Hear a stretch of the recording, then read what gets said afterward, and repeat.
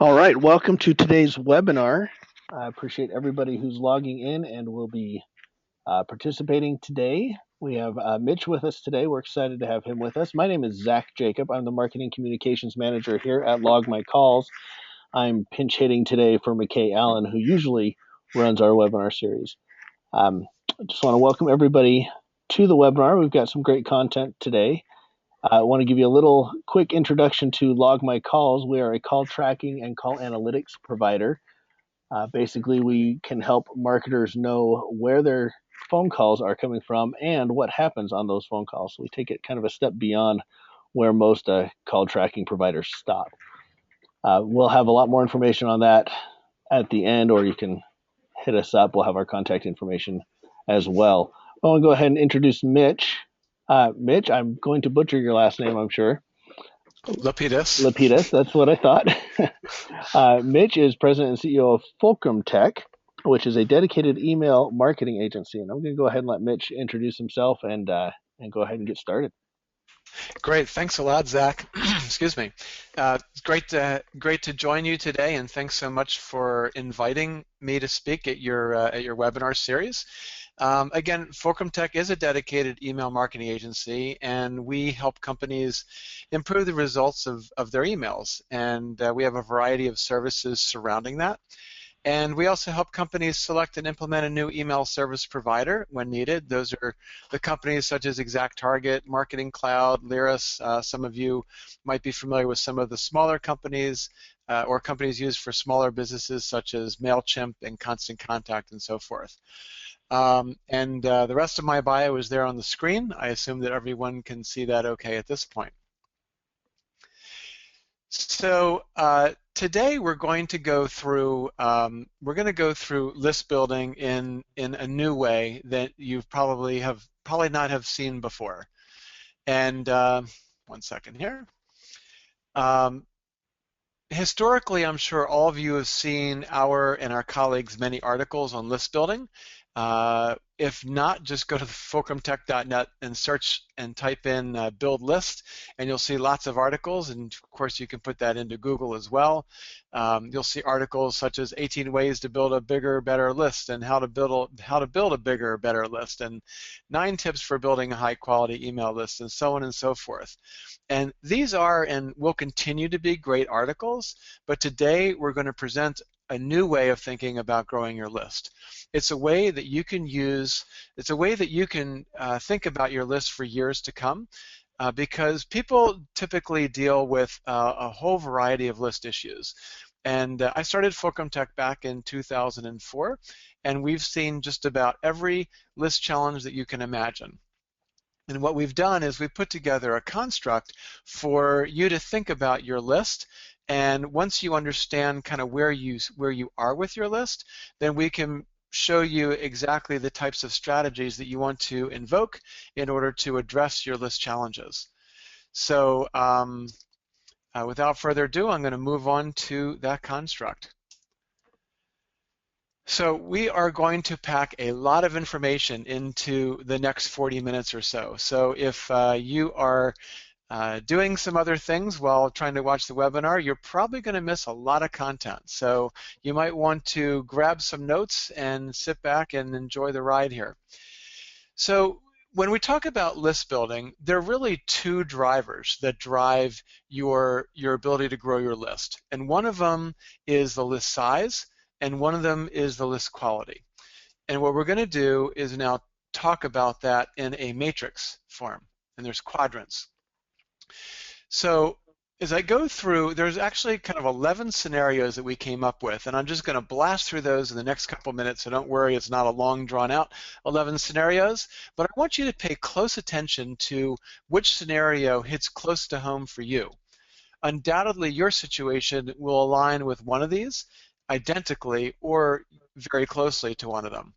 Or you may have been aligned with one scenario a year ago, but are now facing a completely different one today. So what I want you to do is make a mental note of where you are. So in this continuum on the x-axis, we have going from poor list quality, and this is where you might be running into a list that has what we call low levels of activity, meaning people are not opening or clicking many of your emails, or you might have had very limited permission in terms of adding people to your list. You might be experiencing spam complaints or any of a variety of things. On the other side of the spectrum, on the x-axis, we have a very high quality list where your unique opens are very high, your clicks are doing very well, you have very few spam complaints, and your unsubscribe rate is very low. If we look at the other axis, we have from very small or no list at all the way to having a very large list. So where you specifically sit is dependent upon kind of where you are in building your email marketing strategy at this point. So first of all, you might have no list, or maybe you sit in this lower left quadrant and you feel like you're trying to grow your list, but you keep losing more names than you're bringing in.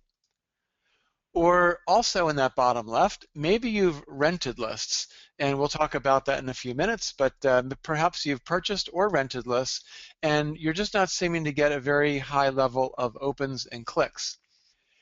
Moving up in the quadrants, if we look at this scenario, you might have a reasonable list size, but maybe your opens and clicks aren't quite where you really want them to be.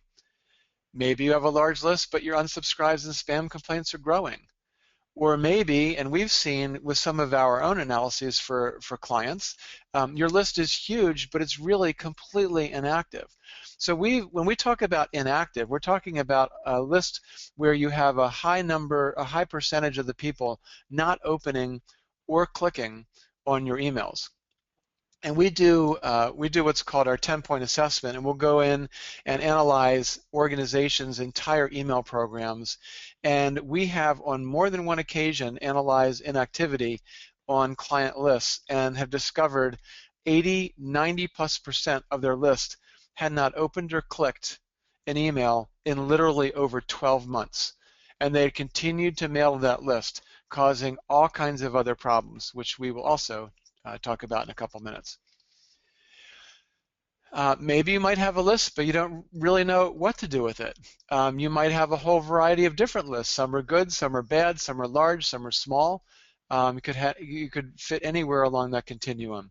Maybe you have a small list in the lower right, and you're having trouble growing it. And of course, maybe you're in the upper right where everyone wants to be, and you just need to build that list, and you don't know what else to do in order to get that list really growing beyond where it is today.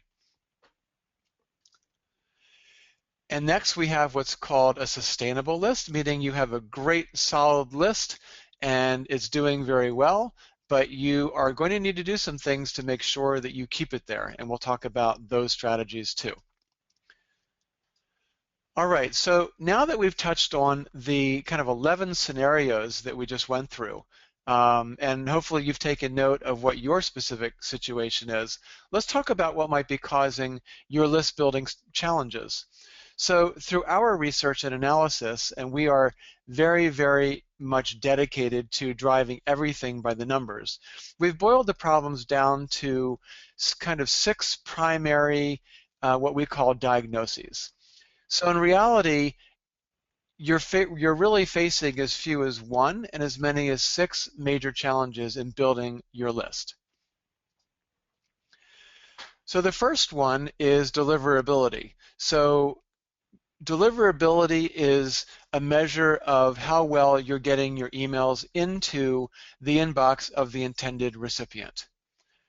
The next diagnosis is permission. So do you have adequate permission in order to, or when you're collecting your names and gathering information about your list in terms of what they want, and that they are actually requesting explicitly information from you.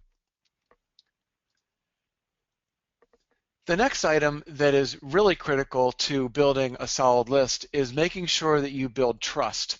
And in some of those quadrants, we're going to talk about how trust or lack thereof is inhibiting your ability to grow your list. Next is engagement. So this is the rate at which your subscribers are interacting with your emails. And we're going to talk about that as well. It's a really critical element of building a solid email marketing program. Next is relevance. So the relevance is how relevant your content, your messaging, your offers, everything that you send to your list, how relevant are they to your list, the way that you have collected it? And finally, acquisition. And most people, when you think about building your list, they're really only focusing on acquisition. So if there's nothing else you get out of their session today, I want you to realize that there are 5 other critical elements that go into building your list outside of straight acquisition activities. And we're going to discuss each one of these. So let's take these diagnoses now and let's overlay them into each of the quadrants. And this is where it gets exciting.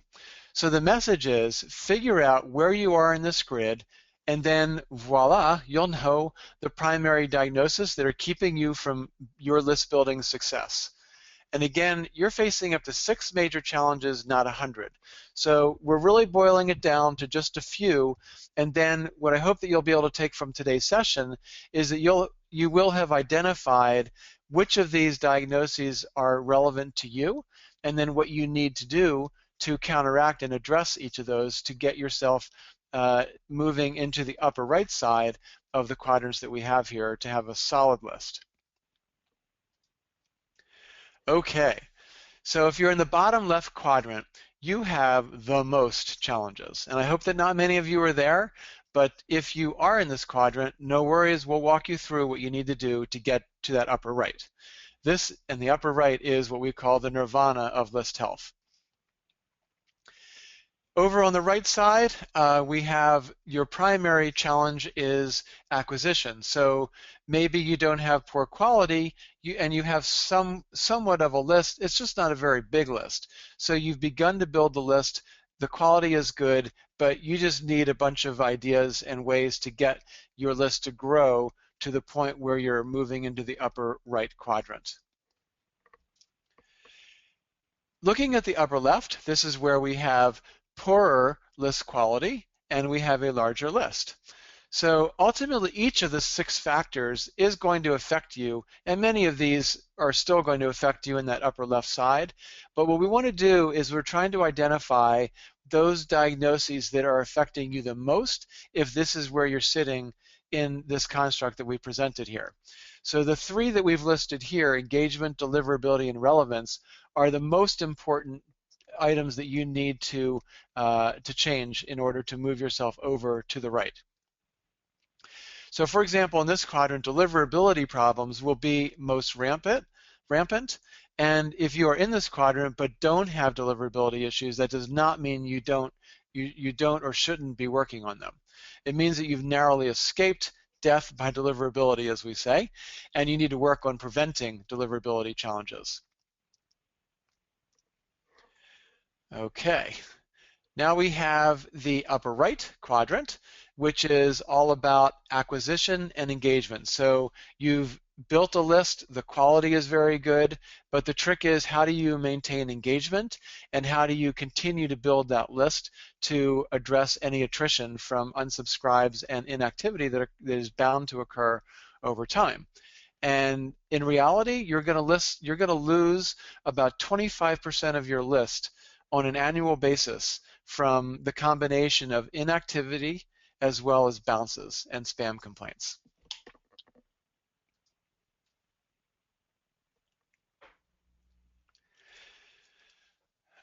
Do remember that if you have any questions at all as I'm going through the presentation today, to please go ahead and type those into your chat box and we will address those at the end of the presentation. Okay, so let's talk about what's going to move you from the bottom left to the bottom right. So you might ask, well, why don't we just move to the top right? Well, we found that if you try to do everything all at once, you're going to have too many challenges to accomplish everything successfully at one point. So what you want to do is you want to think about moving, if you're in that bottom left quadrant, you want to think about moving first over to the right. So let's get the quality and let's get all of the issues that are affecting your list quality. Let's address them, get them behind us, and get quality moving. Then we can talk about moving your list to be a larger list. Because if you have poor quality and you just start throwing acquisition activities at it, you're going to run into a lot of challenges along the way.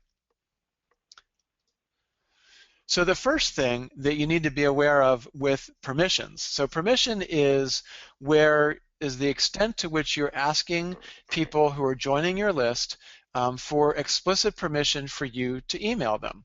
So in other words, taking somebody's business card and entering their name into your system because you met them at a trade show or something does not count as permission.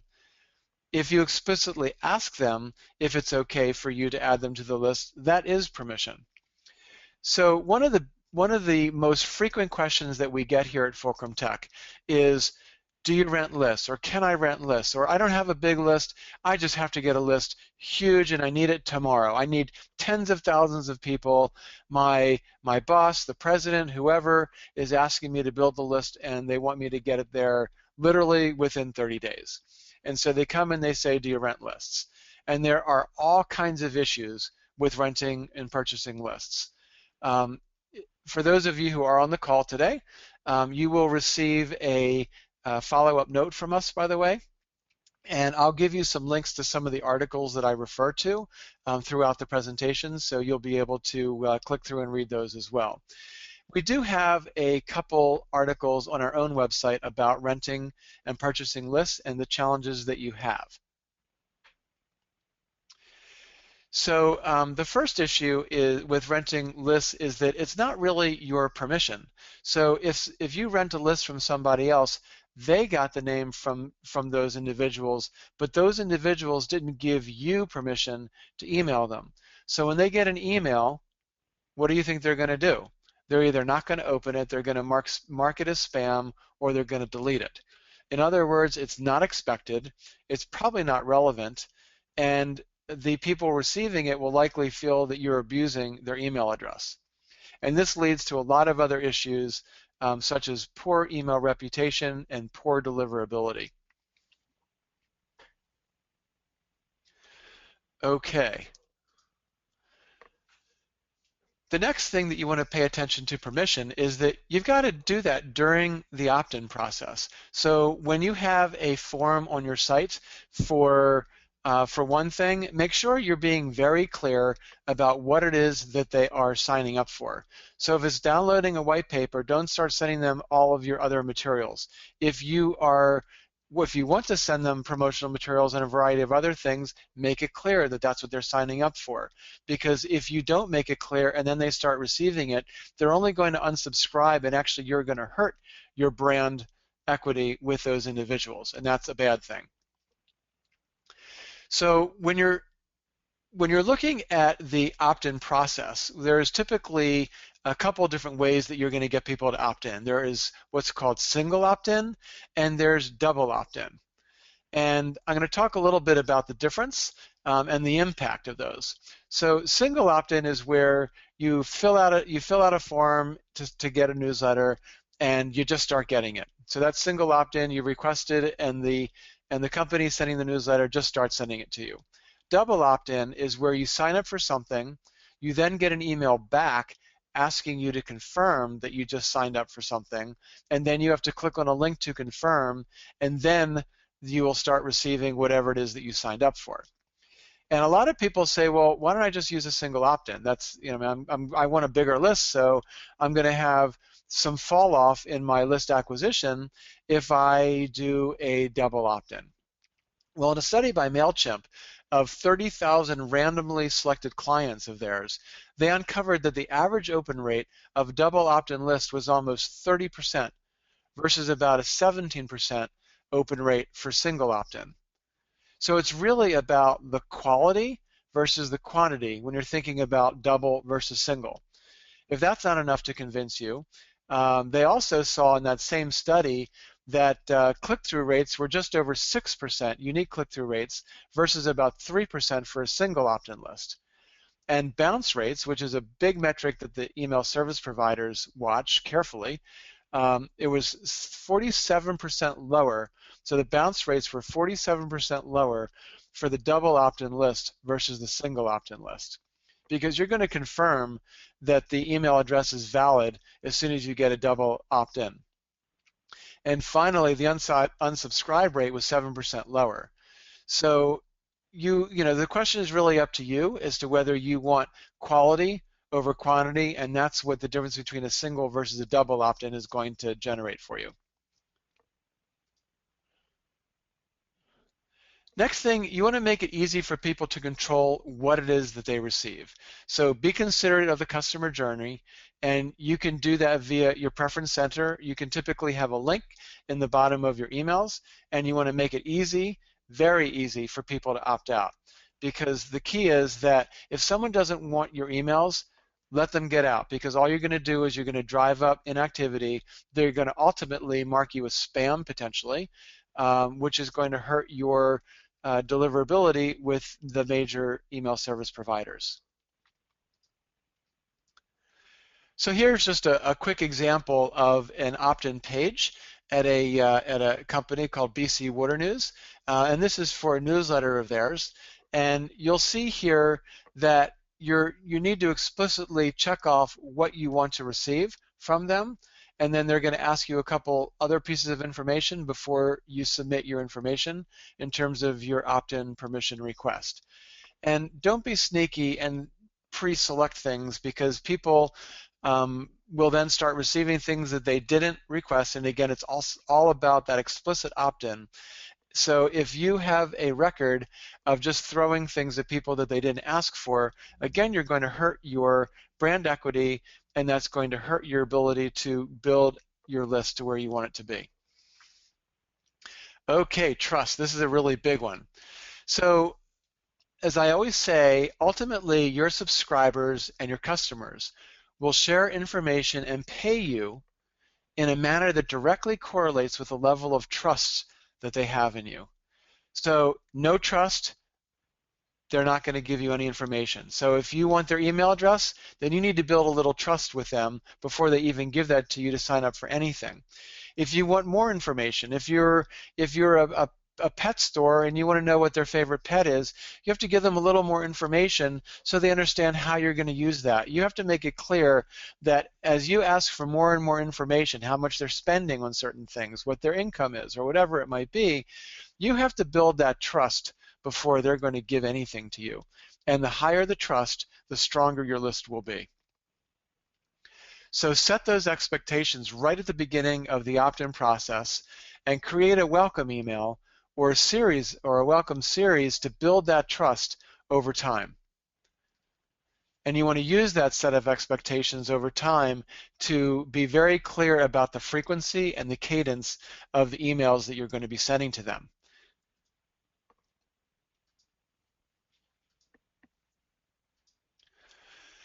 Okay, another example.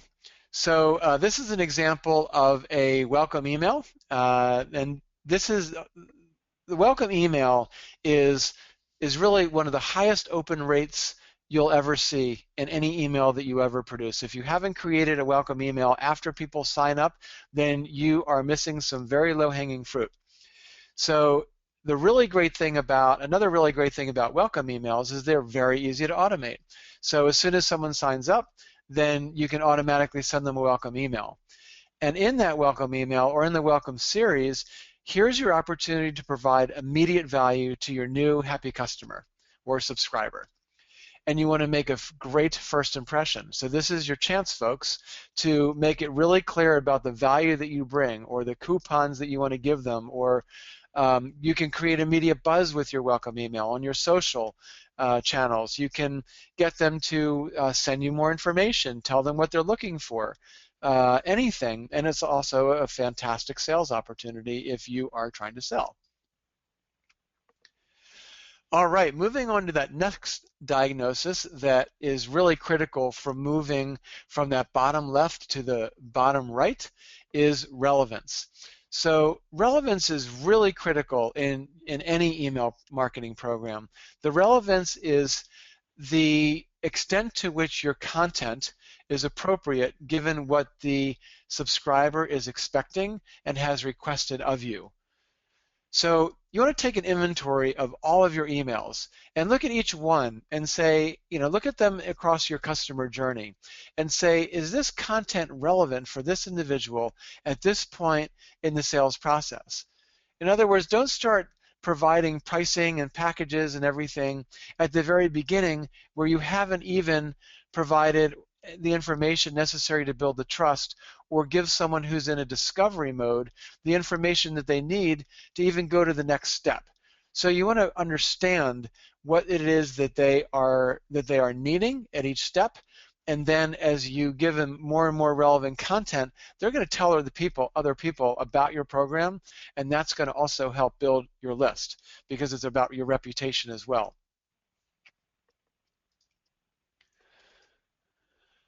All right, the next item that you want to be sure that you do is personalize. So beginning with that welcome email, try to personalize as much as you can right off the bat, because all these activities that we're talking about right now, it's as important to, or it's easier to keep people than it is to get new people, right?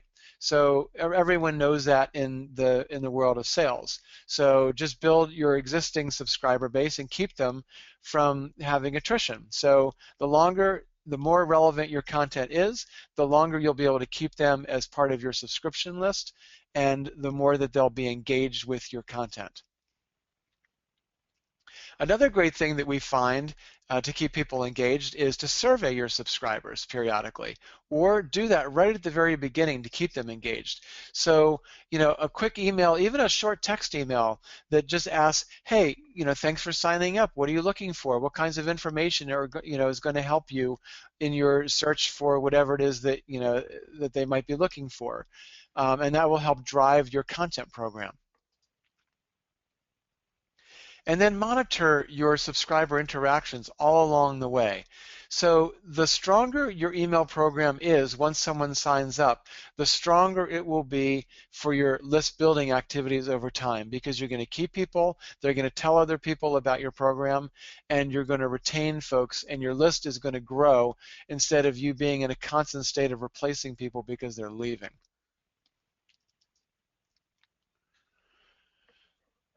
Okay, acquisition. So this is the one that I know that probably many of you joined the webinar were hoping to hear. And it's not, as I indicated early on in the presentation today, it's not all about acquisition. But acquisition is certainly really important for moving from that bottom right to the top right.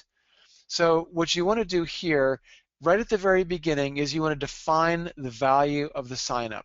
So right on your home page or wherever it is that you're asking for something, asking for their email address, make it very clear what the value is that you're going to provide. And let someone else look at it in your company, whoever's working with you, and ask them whether that value is clear and enough to convince them to give an email address. The next piece is the registration. You might have 2 or 3 pages to get someone registered. That's going to turn people off, and you're going to lose people to signing up for your newsletter or your content program or your purchase or your list if you are an e-commerce company. So make that registration really easy on each web page and make the language very clear. And only use the required fields. Remember, brevity is your friend. Next, you want to promote that email capture across your website. If you go look at your website right now, how many of you will find an easy opt-in form right on your home page? If you don't have that, you have to ask how serious you are in terms of getting people to sign up for your list. If you don't make it easy and obvious for people to sign up from your home page, then you're just not going to build the list. So very quickly, here's the bunch of tips that you can leave with if you're looking for straight acquisition. So number one, be sure to include a homepage promotion. Number 2, design a compelling sign-up page that details the value of what you provide to your subscribers. Next, provide premium content offers exclusively for your new subscribers and call it exclusive. Next, sweeten the pot with some coupons and new subscriber discounts. Consider a contest. Use search engine optimization and drive relevant traffic to your site and get them to a specific dedicated landing page that you know people are coming in off of the search engines to sign up for something that they are interested in based on what they clicked on. So we have lots and lots of other suggestions for acquisition, but we only have not very much time today to go through them all. But I will send you in our follow-up note some articles that will give you some additional tips for those.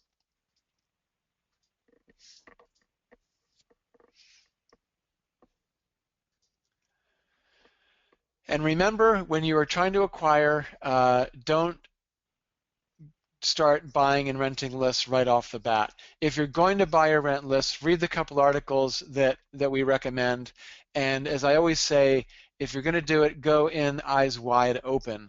In other words, be fully aware of the downsides of renting and buying lists. That's not to say that you can't build your list that way, but you need to be very careful. You need to test heavily and beware that you could be driving yourself into a deliverability challenge.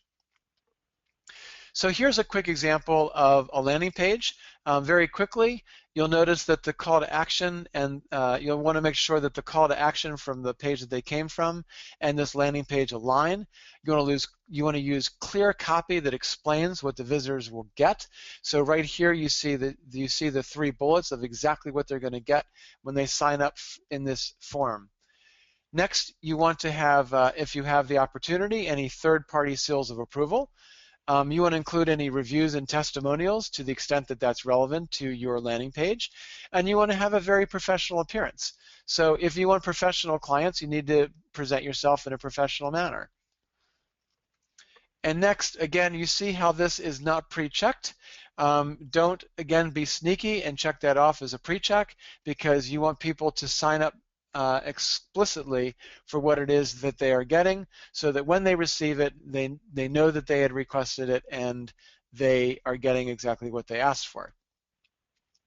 Okay, moving on to the upper left. Those folks who are in the upper left where you have a larger list, but you are having some list quality issues. So for those, one of the 3 most important strategies to get yourself over to the right side is to drive engagement. So if you want to keep people, if you want to drive the people that you have onto your list and keep them there, you got to get them more engaged with your email. That means taking care of the inactives. So find out why people are going inactive. So before you even start any of your acquisition efforts, figure out what the problem is with why people are not engaging with your list, and then solve that problem. After you solve that problem, then you can start talking about doing the many acquisition opportunities of driving more traffic and getting people to your forums to sign up. Develop a plan on how you're going to deal with those inactives, so on and so forth. All right. Next, you want to understand the metrics for each email funnel and develop a testing plan. So however people are coming in, you want to understand what is the source that they're coming in. What were they expecting? Did they come in from a pay-per-click ad? Did they come in from a newsletter from a complimentary company that you work with? Use that information and make sure that you're driving the most relevant content you can, given where those people are coming in from. And test, test, test. You've got to do lots of tests, subject line tests, copy tests, call to action tests throughout everything that you do until you get the engagement up, meaning your open rates are moving up and your click-through rates are also moving in the right direction. And for those of you who are not doing responsive design, meaning making your emails look good in a mobile environment, it is time to do that. We've seen clients with 65, 70% plus of people opening their emails on a mobile device. So it's critical that you understand how many of your people are opening on a mobile and making sure that your content presents well in that environment right from the very beginning. And here's a very quick example of a re-engagement campaign. I'm going to blast through this because I know we're running short on time. Deliverability is another very critical challenge for those people in the upper left. Again, you've got to solve your deliverability challenges if you're going to start doing any more acquisition efforts. So typically what you're doing or what you have going on in that upper left side with deliverability is you might be on some blacklists. You might have some authentication challenges with SPF, DKIM, and so forth. Some of these issues can be addressed with your email service provider. Those authentication type issues absolutely are ones that you can help. Okay.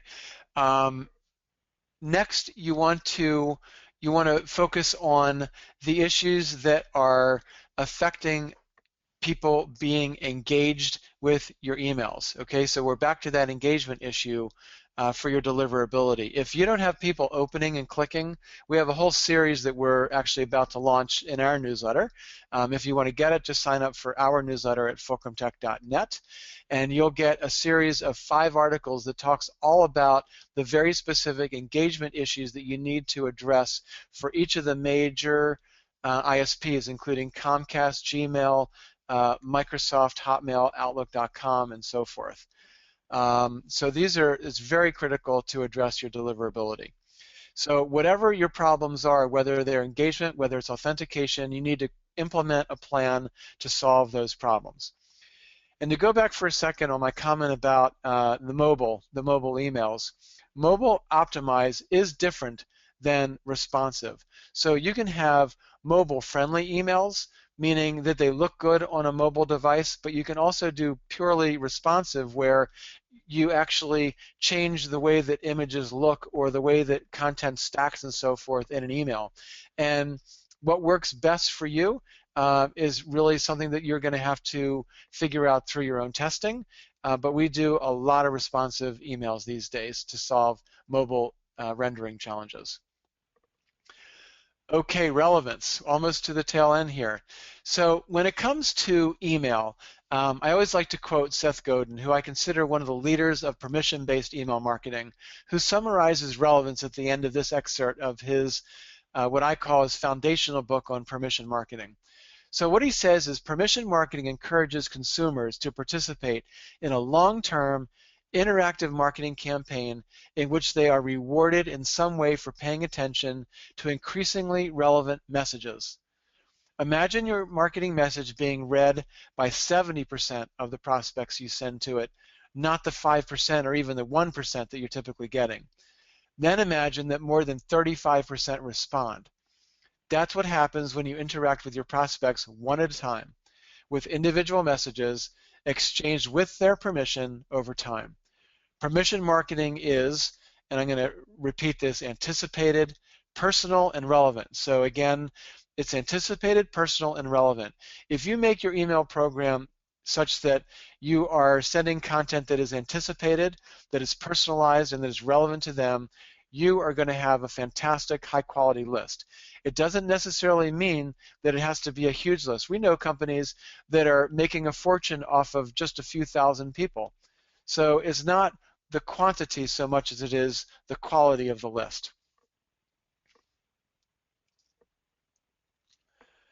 So be mindful of that customer journey again, as we talked about earlier, and think about the segmentation, dynamic content, and the personalization, and that starts right at your opt-in process. So collect that one piece of information that you need in order to do a great job personalizing or making your content relevant as soon as they get into the program. And if you do a welcome series, be aware that your metrics might drop. Your open rates, for example, might drop from your first email in your welcome series to the third. If it does, you need to find out why. There's something you're doing about the relevance or about the personalization that is losing interest from your market. You've got to figure that out and test your way out of that to solve the challenges. Here's a great example for those of us who love Dunkin' Donuts coffee. So one of the simplest real-world examples is simple birthday email. So if you collect at the very beginning someone's birthday, they'll forget that they even gave it to you, and then you send them a birthday email, you're likely to get engagement right then and there when they come back. So that's a great way of re-engaging your list a little bit later whenever their birthday happens to be. Okay, top right. So when we're talking about the top right quadrant, we're talking about engagement. Engagement and acquisition are the two most critical challenges for those of you who are sitting in this top right quadrant. This is one of the diagnoses that drives migration to the top right from all of the other quadrants as well. So, but when you are already in that upper right, engagement is one of the most critical items to focus on so you don't lose ground. Remember, 25% of your list is going to go away through attrition from bounces and unsubscribes each year. So the more that you keep those people engaged, the slower your list will fall due to inactivity. So don't become complacent, and it's very easy to do so. And that's why those companies I mentioned before ended up with 80, 90% of their list being inactive. It's because they became complacent when they had the list at a good size some time ago. Next, you want to create a culture of continuous testing and optimization. So once you have some great engagement, make sure that you keep it there by continually testing your subject lines and testing your calls to action and the colors and the images and everything about your email program that you can test. And then we're back to acquisition. Again, we already talked about a bunch of ideas for acquisition, but you want to keep in mind that once you are in that top right section, acquisition is critical. At a minimum, if you're assuming 25% is going to go away through attrition, you've got to grow your list by that much just to stay where you are. And again, testing will be critical to keep that engagement so you don't have to do as much acquisition work.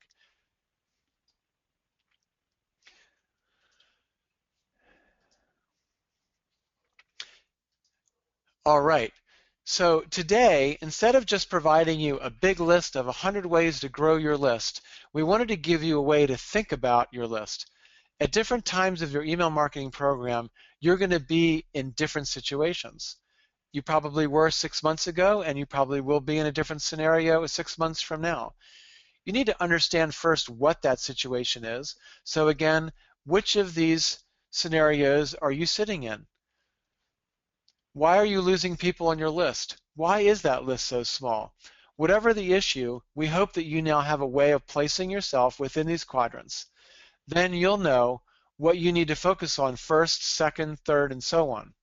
The key is what we want is that we want you to do the right thing at the right time. And if you try to do too much at the wrong time, for example, trying to build your list aggressively when you're sitting over here on the left side with deliverability issues, all you're going to do is drive yourself further and further down the left side instead of over to the right. Okay, looks like we are right on time for our Q&A. So if any of you have any questions at all, please go ahead and submit them through the chat box, and we will go ahead and address them.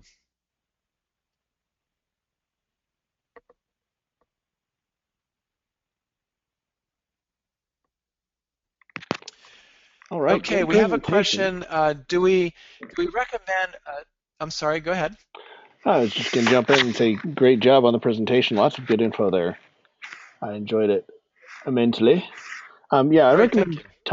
typing in a question into the question box if you have a question, or into the chat box. Either one is fine, and we can go ahead and address those. I haven't seen any come in, but I did have one that occurred to me as you were talking. And I'll just go ahead and ask you my question because chances are somebody else might have the same question. Sure. Go for it. I was wondering if services like the professional email services like Mailchimp or Constant Contact or whatever, or even CRM systems, do they tend to discriminate between single versus double opt-in lists? Do they tend to prefer one or the other, or make you do a double opt-in as opposed to a single opt-in? from time to time? Yes, actually, it's a great question, and a lot of the email service providers, and you'll see the the enterprise class email service providers such as Salesforce Marketing Cloud, ExactTarget, Silverpop, all of those, as well as Mailchimp, Constant Contact, and so forth. They prefer that everybody uses double opt-in. In some cases, depending upon the email service provider, they might actually require that you use double opt-in, because the way that an email service provider works is that they put many companies on a single what's called IP address. And the IP address is the tunnel that all of the email is being sent out through. So if they have any single company sending out poor quality email and not using best practices, or sending out content that wasn't requested, then they're going to get a lot of spam complaints. And ultimately, that IP address could end up being blacklisted. So it's not only a problem for that one mailer, but now it becomes a problem for the entire set of clients sitting on that IP address. And that's why email service providers actually go a step above the canned spam requirements to ensure that everyone on your list has explicitly signed up, and even more so with double opt-in. That's an Great excellent, question, Zach. excellent answer. All right. Again, we're not seeing any questions popping up, so we'll just go ahead and wrap this up, I think. We actually have one more question Oh, here. there you go. Great. Somebody asked, do you recommend a single welcome email or a welcome email series? So that's a great question. And a lot of companies, if you don't have a welcome email at all, you at least want to have a single welcome email to start off with. They're fairly easy to put together and set up. But even better is if you can put together a series, because someone may open up the first email, but they may not open up any of they may not open up the first email, but they might open up a second or third. And also, you can build value over the series over time, rather than just relying on you building your trust and your value proposition in a single one-shot email.